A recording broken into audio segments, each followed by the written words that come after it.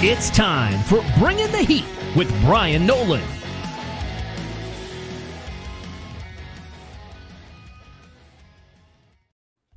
What is going on, ladies and gentlemen? It's another edition of Bringing the Heat with Bryan Nolen. Yours truly here on the week of February the 26th. We've got a great show on tap for you this evening.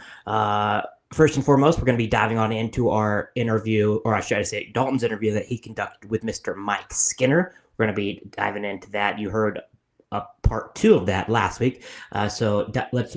We thought it was so good, y'all, that we decided to have part 1 because it is just so good, because that is how good Dalton Hopkins is as an interviewer.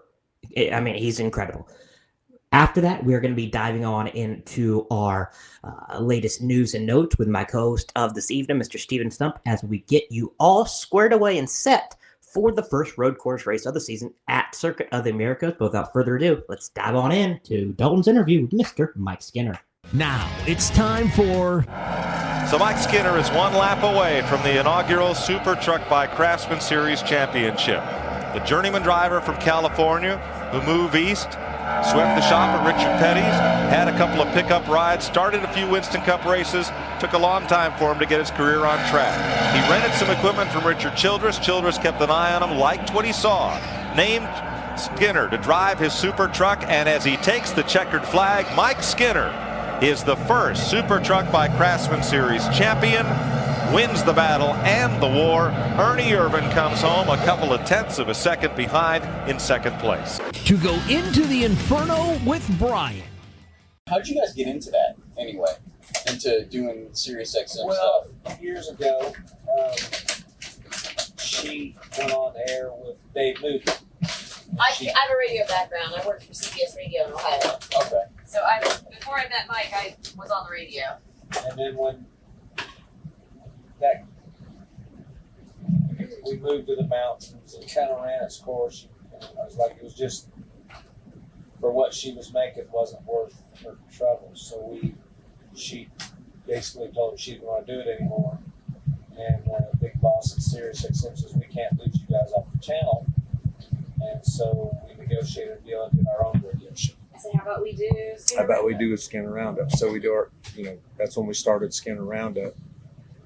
And it's a pretty cool deal for us because we're only on Sundays when there's no NASCAR race. And then we're on every Sunday in the off season. So it's 20-some shows a year, which that's It's a healthy amount. it's all I want to do. Yeah. I don't want to do any more. I mean, you're going from, not a whole lot of drivers will go from the life of driving, stardom, things like that, and then they become media personalities. What is that like? You?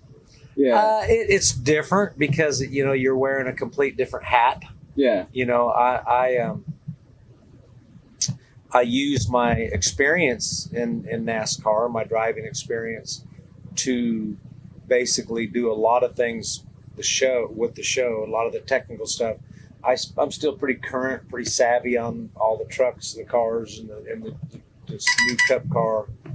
So I can talk tech with people and halfway know what I'm talking about. So it's I think it's important if you're going to be on radios to stay relevant and fairly current with what's going on in NASCAR. Yeah, I got told that you're doing some coaching for some of the drivers, Lawless Allen being one of them. Yep. How'd that happen? Well, they called me. His people and his father was listening to an old interview that I'd done, and it was after the Atlanta race where I said, we broke a rod bolt dominating the race, and broke with a few laps to go. The motor broke, and in my interview I said, I'd wreck my mother to win one of these things, and they heard that, and he goes, that's who I want coaching my son, somebody who understands that winning is everything in our sport, and you got to be, if you do your job really good off the track, then no matter what happens on the racetrack, that's just a bonus. But when you're a driver and you got yourself to the NASCAR ranks by winning in your local short tracks and winning championships and multiple races a year, that never leaves you. You know, I'm here because I'm a winner. I'm not here because I'm a loser. So it keeps the fire in your belly to win. And I feel like that's what I instill in young drivers is like, you know, God gave them the ability to drive a race car. I don't teach people how to drive a race car. I teach them how to have racecraft and how to basically find that fire in there.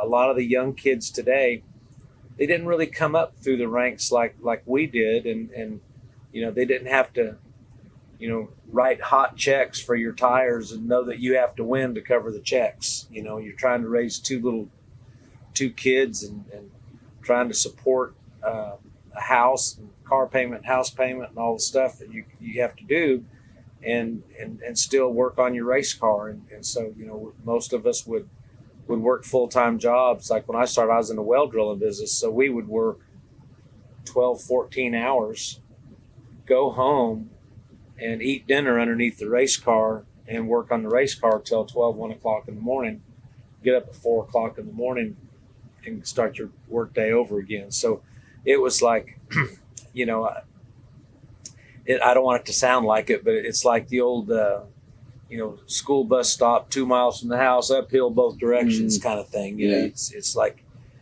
today's generation don't really understand that, because most of them that's in racing now never had to struggle.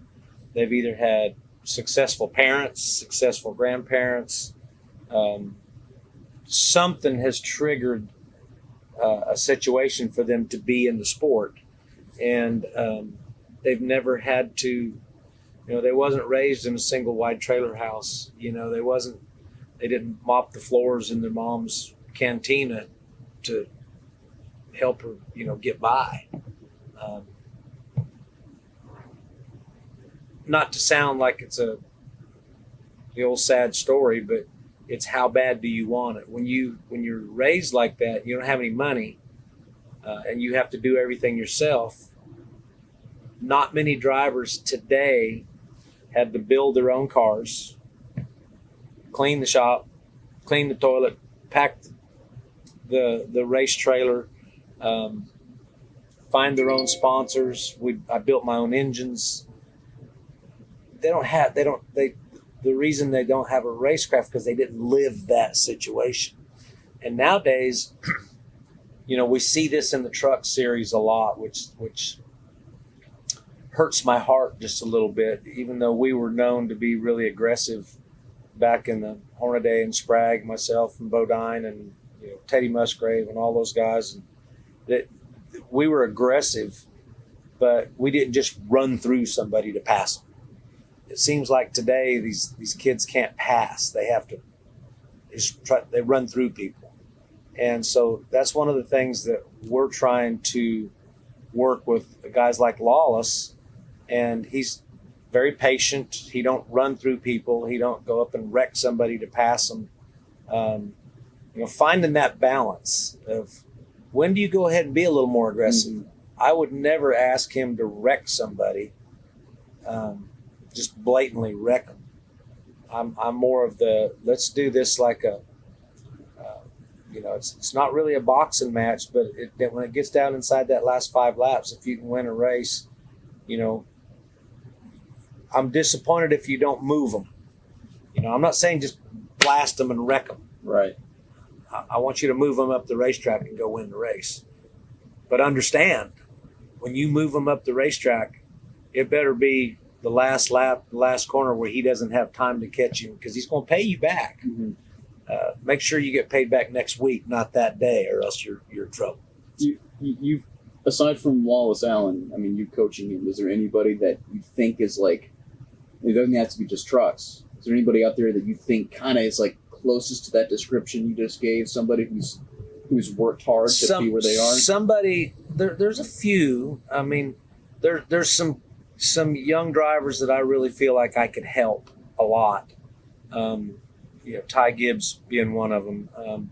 He needs a guy that's been there and done that. He needs a guy that's went and blatantly wrecked somebody and then had to deal with the consequences. And he needs somebody who's learned how to win without doing that. And so I think somebody like that, using him as an example, has all the talent in the world to drive a race car. Just an amazing race car driver. He just needs to learn the race craft a little bit better and put those talents to use.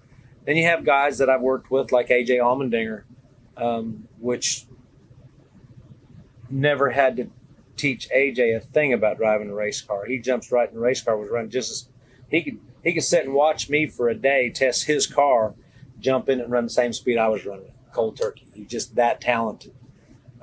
Guys like that has really had to overcome their own self. I mean, he's mentally sometimes a train wreck, and overcoming that and learning how to deal with your emotions is just as important as the rest of it. And we talk about these young drivers have sports psychologists now, which I totally endorse that. I think it's a wonderful idea. And had a meeting with a sports psychologist a week ago, and he said, I want you to have him just really focus on one thing. And I kind of laughed. He goes, well, what's funny about that? I'm like, well, what you don't understand, we don't have 3-day tests anymore. Mm-hmm. If I could take Lawless to Phoenix or Daytona or anywhere and test for 3 days like we used to do, we could focus on one thing at a time. But now these young kids, they don't get any practice time, 20, 30 minutes of practice, especially in the trucks. They're shoved right into battle and really don't have any footing under them. They never had the opportunity to focus on one thing.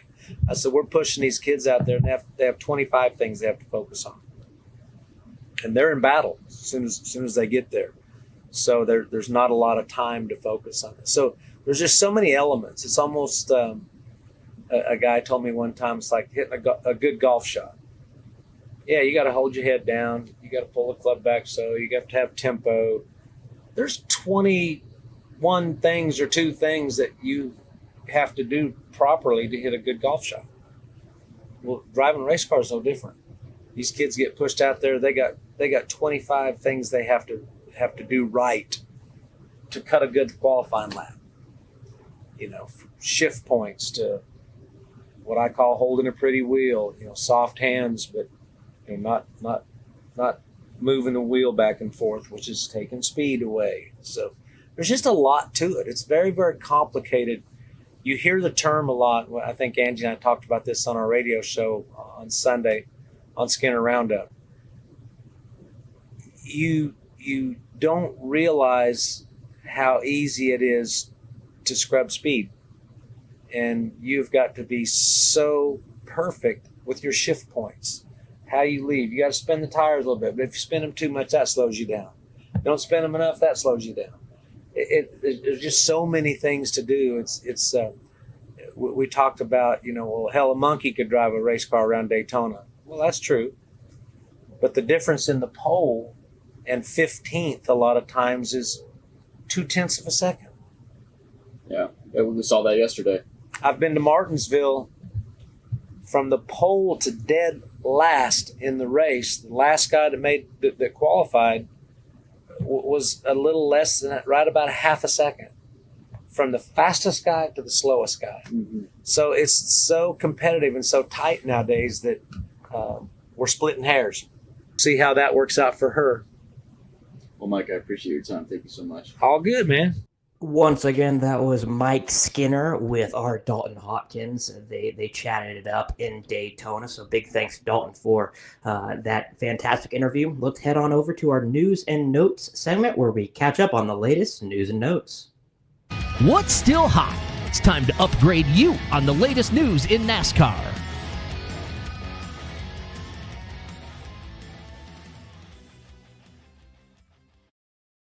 Alrighty, we're going to dive on into our news and notes segment with my man. He's going to be co-hosting with me. He's our NASCAR content director.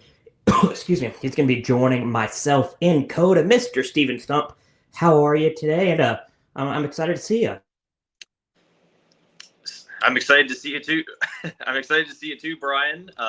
Bless you. And Thank you. I'm excited because, first, Co's gonna be my first race. Excited to go with you. But also, this is the first ever podcast I've done for Front Stretch from my brand new place in Charlotte. I moved there in the off season in Texas, 11-mile drive. Did it over 2 days, and I'm here. I'm tackle the whole season. I absolutely love that. Love that.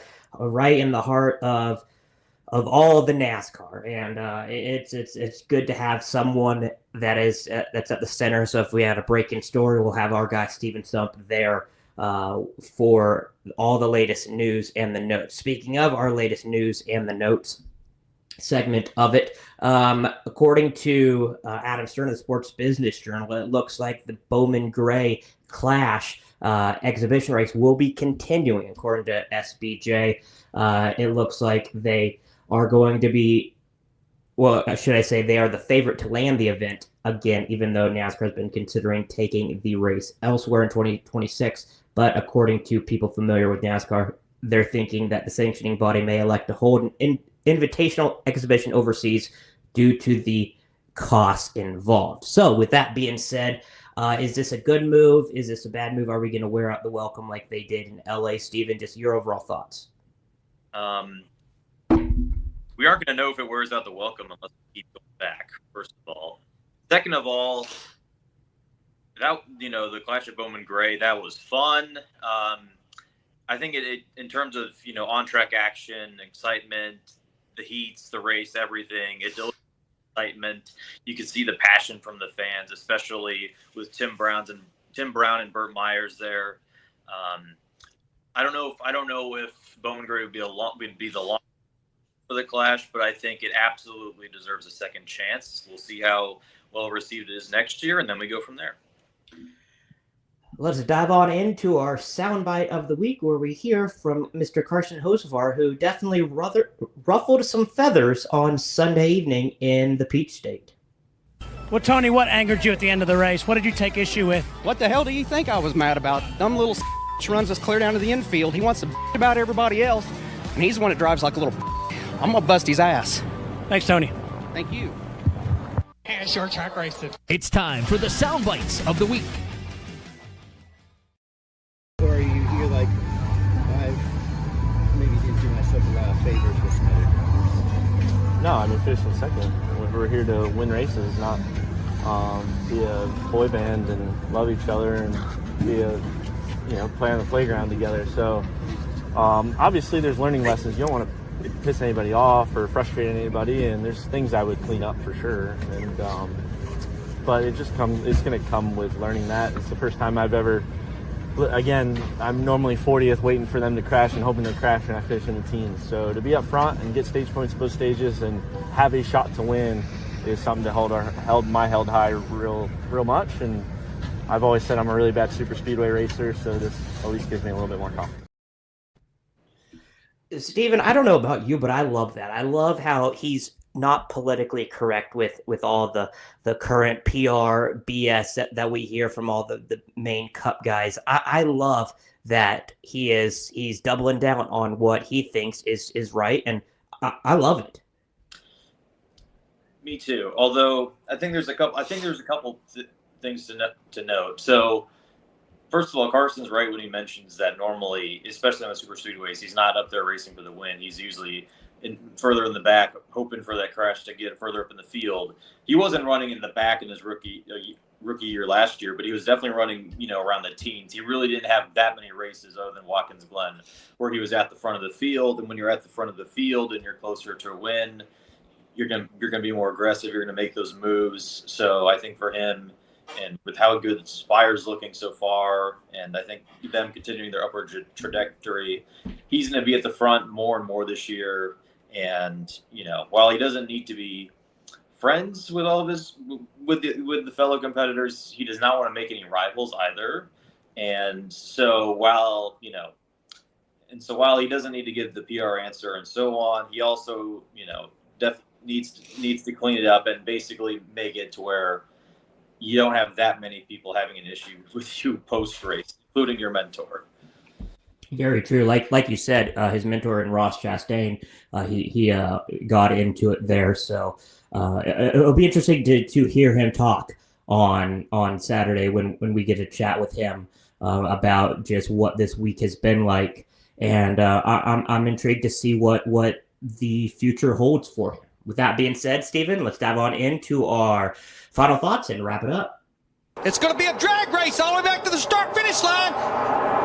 No caution. They're side by side, right to the line. Big crash. Here they come. Checkered flag. The checkered flag is out, and it's time for the final thoughts.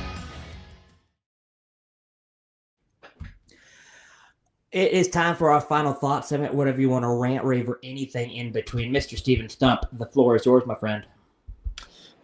I have a couple of final thoughts. Oh. I won't delve too much into the Atlanta finish because it's almost time for Coda, and I've made my opinions on those clear before. But it's good. I think the weirdest part to me about the way the season is structured, we're gonna have 3 straight races, and we're still not really gonna have any idea of where anyone stands.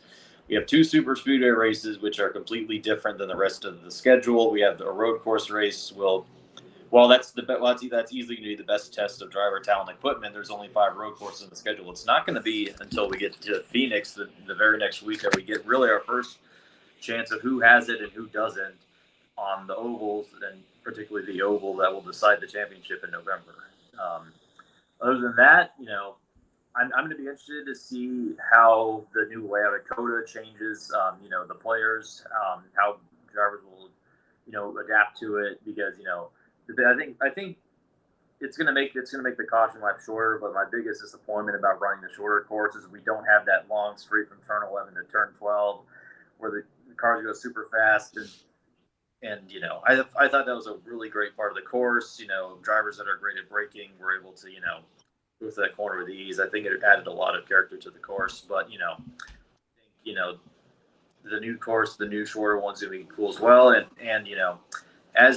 I think, finally, all eyes are on Connor Zilisch this weekend. Can he win his debut? And that was folks, we didn't plan this at all. I guarantee, but that was the absolute perfect segue into my final thoughts. And that is a guy you got to be watching for. And it is an 18-year-old guy, and he's driving a Red Bull car for the first time in forever. And he is getting to potentially be the next Kyle Larson. His name is Connor Zilisch. And if you did not see him in his first ever Xfinity race, well, he won it. And that was in Watkins Glen. He then went to Kansas, ran well as well, and now is going the full season for Junior Motorsports. Obviously, he's not running for Junior Motorsports in the Cup Series. He'll be running for Trackhouse in their Superstar car. For Connor Zilisch, everybody thought he's going to be probably up there. According to sportsbooks, he is the second favorite. Yes, he hasn't even competed in one single race in the Cup Series, and he's the second favorite to win the entire race. The first one being Shane Van Gisbergen. This guy is absolutely incredible. He's going to be super fun to watch. And this is a guy that you're going to be keeping your eye on for many, many years to come. Potentially a champion down the road. And for Trackhouse's sake, they better lock him up sooner rather than later. Exactly. And before we dive on into to wrapping this show up, I think if Zilisch performs as well as we are expecting, or the sportsbooks are expecting, that seat just got flame hot for Daniel Suarez. So that being said, Stephen, I am super, super excited. Last but not least, what are you going to be keeping your eye on at COTA as we dive on into the new configuration for Circuit of the Americas this weekend? I think kind of mainly the things I mentioned before. Just the new course layout, if that changes, who the players we see at the front, and since you also mentioned it, the fact that SVG and Zilisch are the first and second favorites in sportsbooks is really fascinating to me, because, I I mean, granted, SVG makes sense. One, the Chicago Street Course was, just one mistake away from winning Watkins Glen, and he's going to be in a much better car than the Collin car he was in last year. But Zilich being that high, I mean, he's obviously been incredible. But I think even him being the second favorite shocks me. So I think it's really going to be a battle of is the Trackhouse crew going to mop the floor just like the sports books predict, or will the rest of the field, will someone rise from there to take the win? And also, since I forgot to mention it earlier, another intriguing part about this race is last year at COTA, the William Byron won and Christopher Bell finished second. Guess who the two winners are this year? William Byron and Christopher Bell. Yep, exactly. And last but not least on the Trackhouse thing, all four cars could be up in the front. Ross Chastain has won at COTA. Suarez is a great road course racer. SVG, he's the leading favorite. And then Connor Zilich, he's the second leading favorite, and he's a potential superstar in the making. Would not be surprised to see all four in the top 10 when it is all said and done late Sunday afternoon in Austin, Texas. That's where we will be. Stephen Stumpf and yours truly will be making our way into the great state of Texas on Friday. You're going to be diving on in all the latest content Saturday and Sunday, so stay tuned to frontstretch.com. If you're not going to be able to go there, hang out with Mr. Trey Lau, Michael Massey, Caleb Barnes on the Front Stretch Watch Party. We've had great stuff the past 2 weeks, diving on into some super speedways. Unfortunately, I will not be there because I'm going to be at the racetrack, and obviously you can't be at the racetrack and be at a watch party at the same time. Crazy how that works. So if you can't make it to the track, hang out with Trey, Massey, and Mr. Barnes from the Front Stretch Happy Hour Show, and hang out with all the latest betting odds with Through the Gears. Wyatt Watson's got all the latest odds for the upcoming race at COTA and more. Once again, Through the Gears on your Apple Podcasts, Spotify, and more. Steven, any last words before we call it a night? I will also be on that Through the Gears with Wyatt this week, so I'm excited. That well. Spectacular. That was news to me, but hey, double dose for you, and absolutely love that. Wyatt is he's obviously a great part of the Front Stretch Watch Party as well, so he knows all the latest betting odds. So without further ado, big thanks to producer Trey Lau for producing this fantastic program. Next week, we're going to be having the driver of the number 41 car in the Cup Series, Mr. Cole Custer, on the program. It should be a fun episode as well. For Stephen Stumpf, Trey Lau, and everybody here associated with the Front Stretch Podcast Network, I am Brian Timothy Dalton Nolen. We'll talk with you next week from Front Stretch Podcast Network.